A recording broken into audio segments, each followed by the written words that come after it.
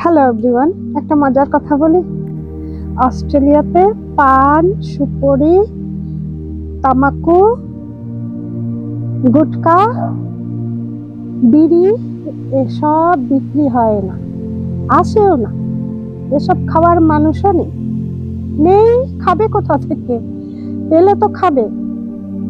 এসব অস্ট্রেলিয়াতে নেই। তো স্বাভাবিকভাবেই এখানে সিগারেটের প্রচলন বেশি, আর সিগারেট অনেক কস্টলি। যারা সিগারেট খায় হয়তো তার ইনকামের আধা টাকা খেয়েই ফেলে সিগারেটে। আর ইলেকট্রিক ভ্যাপও খুব চলে এখানে।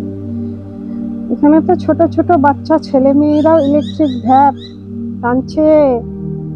যে সরকারি স্কুলগুলো আছে তার যে আউটসাইড গুলোতে দেখা যায় বাচ্চাগুলো